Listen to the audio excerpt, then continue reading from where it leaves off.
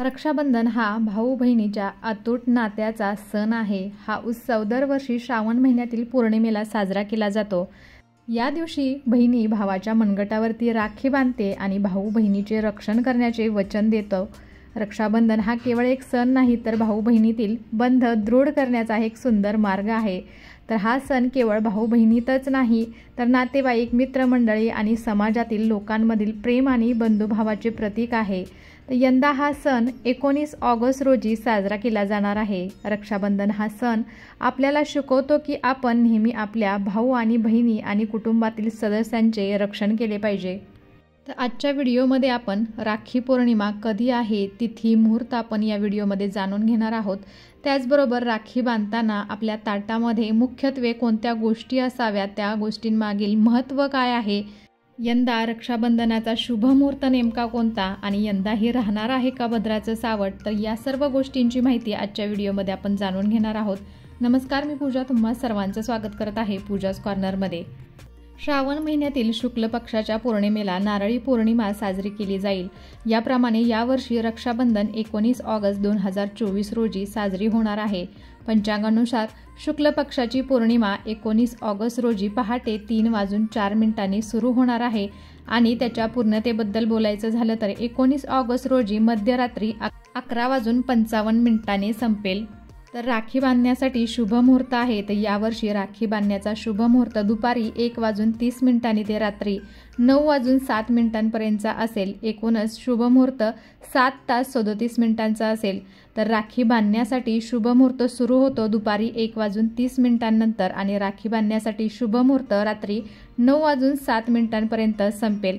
तर भद्रा काळात राखी बांधली जात नाही। भद्रा काळ ही वेळ अशुभ मानली जाते। तर मान्यतेनुसार या काळात कोणत्याही शुभ कार्यक्रम केला जात नाही, ज्यामध्ये राखी बांधणे देखील समाविष्ट आहे।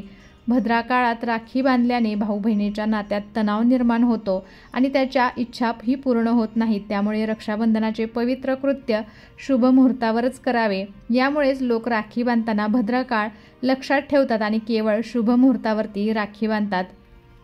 पौराणिक आख्यायिकेनुसार भद्रकालामध्ये लंकेचा राजा रावणाच्या बहिणीने राखी बांधली होती, ज्यामुळे रावणाचा नाश झाला। त्याचबरोबर शनिदेवाच्या बहिणीने, ज्याचं नाव भद्रा होते, भद्राचा स्वभाव अतिशय क्रूर होता। ती प्रत्येक शुभ कार्य, पूजा, यज्ञ यात व्यत्यय आणत असे। त्यामुळे भद्राकालमध्ये कोणतेही शुभ कार्य करणे चांगले मानले जात नाही, त्याचे परिणाम अशुभ मानले जातात। राखीच्या धाग्याला रक्षासूत्र संबोधले जाते। राजसूय यज्ञाच्या वेळी भगवान कृष्णाला द्रौपदीने रक्षासूत्र म्हणून पदराची चिंधी बांधली होती। तेव्हापासून ही परंपरा सुरू झाली असं सांगण्यात येत आहे। तर भद्राची सुरुवात पौर्णिमा तिथीसह होते। भद्रकाल समाप्ती 19 ऑगस्ट 2024 रोजी दुपारी 1:30 आहे। भद्रा मुख 19 ऑगस्ट सकाळी 1:53 ते दुपारी 12:37 त्याचबरोबर भद्रा पुच्छ 19 ऑगस्ट सकाळी 9:51 ते 10:53 आहे। रक्षाबंधनाचा सण भाऊ बहिणीमधील प्रेमाचे प्रतिबिंब दाखवतो। तर या दिवशी बहिणी आपल्या भावाच्या दीर्घायुष्याची कामना करतात आणि त्याला राखी बांधतात। राखी बांधल्यानंतर भाऊ आपल्या बहिणीचे रक्षण करण्याचे वचन देतो। रक्षाबंधन राखी बांधण्या इतकेच राखी थाळीचे देखील महत्त्व आहे।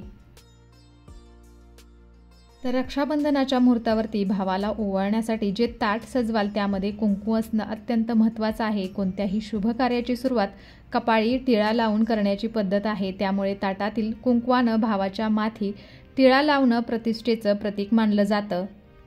त्याचबरोबर ओवाळणीच्या ताटात अक्षदा म्हणजे तांदूळ असणं तितकंच महत्त्वाचं आहे। अक्षदा म्हणजे ज्या अपूर्ण नाहीत, ज्या अखंड आहेत। त्यामुळे रक्षाबंधनानिमित्त केलेलं पूजन देखील अक्षदांप्रमाणे पूर्ण असावे। कोणत्याही शुभ कार्यात अक्षदांचा नक्कीच समावेश असतो। राखीच्या ताटात अक्षदांचा समावेश झालाच पाहिजे। असे म्हटले जाते की अक्षत हे पूर्णतेचे प्रतीक आहे आणि त्याचा वापर केल्याने भगवान शंकरांचा आशीर्वाद प्राप्त होतो। त्यामुळे टिळक करताना अक्षदा लावणे असे म्हणतात की अक्षदा लावल्याने भावाचे आयुष्य दीर्घायुषी होते आणि तो समृद्ध राहतो।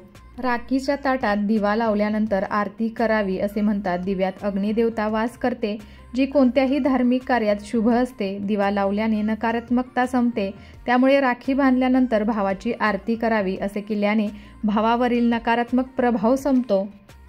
नारळाला श्रीफळ म्हटले जाते. हे सुख समृद्धीचे प्रतीक आहे. भावाच्या आयुष्यात सुख समृद्धी कायम राहावी अशी प्रार्थना बहीण करत असल्याने या थाळीमध्ये आपल्याला श्रीफळ महत्त्वाचं ठरतं. त्यानंतर येते राखी. मनगटावरती राखी बांधल्याने शरीरातील वात, पित्त आणि कफ हे त्रिदोष शांत होतात असा समज आहे. मनगटाच्या नसांवरती राखीच्या धाग्यानं दाब पडल्यानं ही तिन्ही दोष नियंत्रित राहतात असं म्हटलं जातं. त्यानंतर येते ती मिठाई. भावाचे तोंड गोड करण्यासाठी ताटात मिठाई असणं आवश्यक आहे. बहीण भावाच्या नात्यात कटुता निर्माण होऊ नये आणि त्यांच्या नात्याचा गोडवा असाच कायम राहावा यासाठी ताटात मिठाईला विशेष महत्त्व असते. तर हे सर्व पदार्थ एका सुंदर प्लेटमध्ये छान सजवावेत. सर्वप्रथम थाळीवरती एक स्वस्तिक चिन्ह बनवा. त्यानंतर त्यावर लाल रंगाचे कापड पसरवा आणि वरील सर्व पदार्थ त्या थाळीत आपल्याला ठेवायचे आहेत. तर रक्षाबंधनाच्या दिवशी सकाळी स्नानादी कार्य उरकून शुचिर्भूत व्हावे. घरातील देवतांना दंडवत घालावा. आराध्य देवता, कुलदेवता यांचे नामस्मरण करावे. नमस्कार करून त्यांचे शुभ आशीर्वाद घ्यावेत. एका ताटात किंवा ताम्हणात राखी, अक्षदा, कुंकू घ्यावे. अक्षदा या आपल्याला थोड्या ओल्या करून घ्यायच्या आहेत. निरांजनही तयार करावे. राखीचे साहित्य असलेले हे ताट किंवा ताम्हण देवघरात नेऊन बाळकृष्णाला किंवा आपल्या आराध्य देवतेला एक राखी अर्पण करावी. रक्षाबंधनाचा विधी सुरू असताना भावाचे मुख हे पूर्व दिशेला असावे. त्यामुळे सर्व देवतांचे आशीर्वाद आपल्याला प्राप्त होतात. राखी बांधताना भावाने टोपी, फेटा, पगडी काहीतरी डोक्याला बांधावे. यापैकी काहीच उपलब्ध नसल्यास रुमाल देखील बांधला तरीही चालतो. रक्षाबंधनाच्या विधीत बहिणीने प्रथम भावाच्या कपाळावरती कुंकू लावायचं आहे. कुमकुम तिलक लावल्यानंतर अक्षदा लावायच्या आहेत. यानंतर आशीर्वाद म्हणून अक्षदा भावाच्या डोक्यावरती टाकाव्यात. या विधीनंतर भावाचे औक्षण करायचं आहे. औक्षण केल्यानंतर भावाच्या उजव्या हातावरती रक्षासूत्र म्हणजेच राखी बांधावे. रक्षाबंधन करताना शक्य असल्यास मंत्रोच्चार करावा. त्यामुळे राखीच्या धाग्यात शक्तीचा संचार होतो असे मानले जाते. सोन्याचा एक दागिना आणि सुपारी हातामध्ये घ्यायची आहे. सर्वप्रथम कपाळाच्या मध्य भागावरती लावायचे आहे. भावाच्या उजव्या हाताकडून डावीकडे असे आपल्याला प्रथम फिरवायचे आहे. त्यानंतर ताटाला लावायचे आहे. असं आपल्याला 3 वेळा करायचं आहे. त्यानंतर औक्षण करायचं आहे. औक्षण केल्यानंतर भावाच्या उजव्या हातावरती रक्षासूत्र म्हणजेच राखी बांधायची आहे. रक्षाबंधन करताना शक्य असल्यास मंत्रोच्चार करावा. त्यामुळे राखीच्या धाग्यात शक्तीचा संचार होतो असे मानले जाते. ईन बधो बळीराजा दानवेद्रो महाबला तेन त्व वचनबद्ध नाम रक्षे माचल माचल. या मंत्राचा अर्थ असा आहे की परमदयाळू राजा बळीला जो संरक्षण धागा बांधला होता तोच पवित्र धागा मी तुझ्या मनगटावरती बांधते, जो तुझे संकटांपासून कायमचे रक्षण करेल. बहिणीने भावाच्या मनगटावरती राखी बांधताना 3 गाठ मारल्या पाहिजेत असा धार्मिक महत्त्व आहे. तर मनगटावरती बांधलेल्या 3 गाठी देवांशी म्हणजेच ब्रह्मा, विष्णू आणि महेश यांच्याशी संबंध. पहिली गाठ भावाच्या दीर्घायुष्यासाठी, दुसरी गाठ बहिणीच्या दीर्घायुष्यासाठी आणि तिसरी गाठ भाऊ बहिणीच्या नात्यात गोडवा राहण्यासाठी असते. रक्षाबंधनाच्या विधीनंतर भावा बहिणींनी एकमेकांना मिठाई द्यायची आहे. भाऊ मोठा असेल तर बहिणीने भावाला वाकून नमस्कार करावा आणि बहीण मोठी असल्यास भावाने बहिणीला वाकून नमस्कार करावा. बंध हा प्रेमाचा, नाव जयाची राखी, बांधते भाऊराया आज तुझ्या हाती, औक्षिते प्रेमाने उजळुनी दीपज्योती, रक्षावे मज सदैव अन अशीच फुलावी प्रीती. बंधन असूनही बंधन हे थोडेच, या तर हळव्या रेशीम गाठी. तुम्हा सर्वांना माझ्याकडून रक्षाबंधनाच्या खूप खूप हार्दिक शुभेच्छा. तर कसा वाटला आजचा व्हिडिओ मला नक्कीच कमेंट करून सांगा आणि अशाच माहितीपूर्ण व्हिडिओज पाहण्यासाठी आपल्या पूजाज कॉर्नर या यूट्यूब चॅनलला नक्कीच सबस्क्राईब करा. त्याचबरोबर बेल आयकॉनही क्लिक करा जेणेकरून तुम्हाला माझे नवनवीन व्हिडिओज असेच पाहता येतील. चला तर मग भेटूया असेच एका छानसे आणि माहितीपूर्ण व्हिडिओ बरोबर. तोपर्यंत धन्यवाद. श्री स्वामी समर्थ.